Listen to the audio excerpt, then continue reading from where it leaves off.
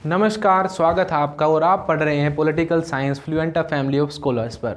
तो ये हमारा जो चैनल है, इस पे हम 6 to 12 सभी क्लासेस के लिए वीडियो प्रोवाइड कराते हैं। आपको सारे सब्जेक्ट यहाँ पे मिलेंगे, तो चैनल को अभी आप सब्सक्राइब कर लो।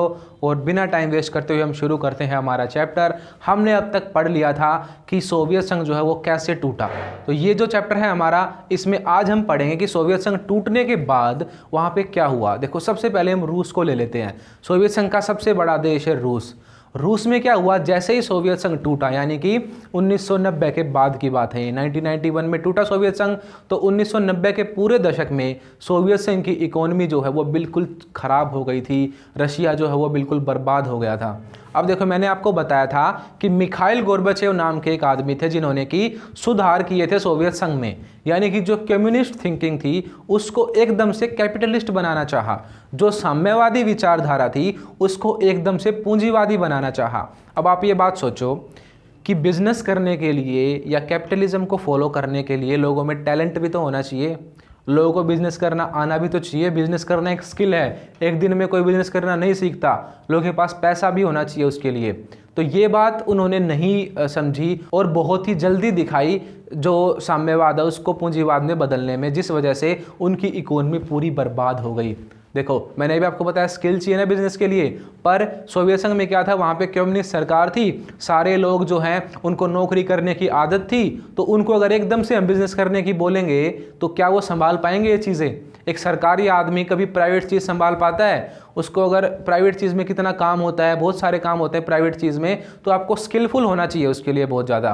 तो रशिया के जो लोग थे वो सालों से 1917 से लगभग, और उससे पहले तो राजाओं का राज हुआ करता था, तो 1917 से वो बिल्कुल सरकारी नौकरी वाले आदमी थे, उनको बिजनेस वगैरह की ज़्यादा नॉलेज नहीं थी। 1990 का दशक आया और रूस ने एक मॉडल अपनाया।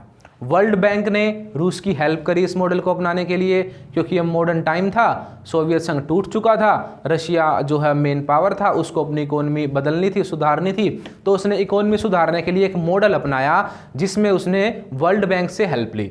वर्ल्ड बैंक ने उसको हेल्प करी और कहा, भाई अब हमें क्या करना चाहिए, हमें क्या करना चाहिए, अपनी जो इकोनॉमी है उसको पूंजीवादी बनाना चाहिए, यानी कि यहाँ पे अब हमें खुलापन लाना चाहिए, लोगों को व्यापार करने की छूट देनी चाहिए, गवर्नमेंट को इंटरफेयर नहीं करना चाहिए।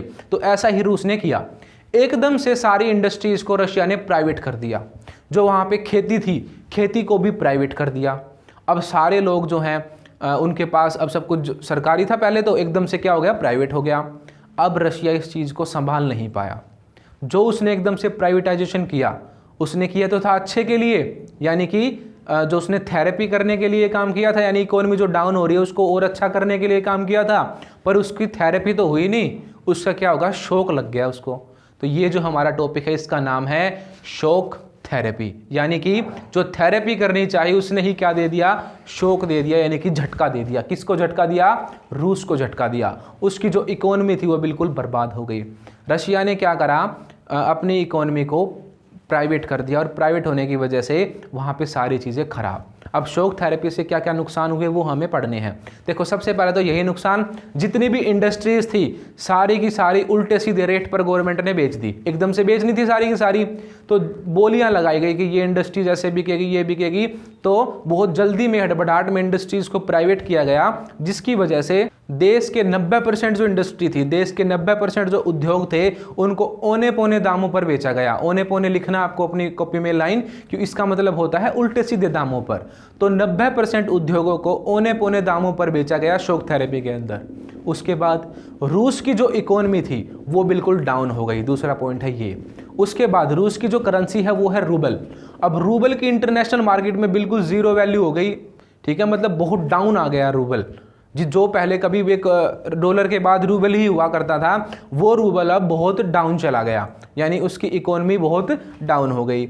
उसके बाद मुद्रास्फीति जो है वो बहुत ही ज़्यादा बढ़ गई वहाँ पे। मुद्रास्फीति का मतलब वही है, जो करेंसी में उतार चढ़ाव होता है वो बहुत ज़्यादा ख़राब हो गया और रूबल की वैल्यू बिल्कुल ख़राब होने लगी। उसके बाद जो सोवियत संघ है वहाँ पे खाद्यान्न संकट भी आया, यानी कि फूड क्राइसिस भी आया। वहाँ पे लोग बिल्कुल भूख से मरने लगे, ऐसी हालत हो गई थी शॉक थेरेपी के बाद रूस की, ठीक है। उसके बाद और भी बहुत सारी चीज़ें हुई, जैसे ही जब भी देश में माहौल ख़राब होता है तो माफिया वर्ग उभरता है। जैसे कि मैंने अभी आपको बताया कि फूड क्राइसिस आया, तो फूड क्राइसिस आने की वजह से, इकोनॉमी डाउन होने की वजह से माफिया भी उभर कर आए वहाँ पे। तो रशियन माफिया आपने सुना भी हो शायद कि रशियन माफिया बहुत फेमस है। तो वो रशियन माफिया जो बने उस टाइम पे लोग, वो उसी पीरियड में बने थे जो 90s का पीरियड था। वहाँ पे लोगों ने क्या करना शुरू करा, जैसे कि फूड है उसकी कमी हो रही है, उस चीज़ की जमाखोरी करना शुरू कर दी, ठीक है, ताकि जब ज़्यादा ज़रूरत पड़े तब वो बेचें। तो लोग भूख से मर रहे थे और माफिया वर्ग जो है वो क्या कर रहा था, स्मगलिंग वगैरह चीज़ों को इकट्ठी कर रहा था, समझे।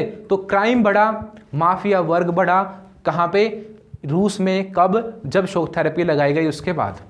तो शॉक थेरेपी के ये थे रिजल्ट। तो शॉक थेरेपी से क्या हो रहा है, सब कुछ बर्बादी ही बर्बादी हो रही है रशिया में। तो इसीलिए इसको बोला जाता है वर्ल्ड की, यानी कि विश्व की सबसे बड़ी गराज सेल, यानी कि जितना भी सामान था, यानी जितनी भी इंडस्ट्रीज थी देश में, जो कुछ भी था वो कबाड़े के भाव में बिक गया सब कुछ। तो विश्व की सबसे बड़ी क्या हुई, ये गराज सेल हुई। वर्ल्ड लार्जेस्ट गराज सेल बोला जाता है शॉक थेरेपी को। समझ गए शॉक थेरेपी क्या है।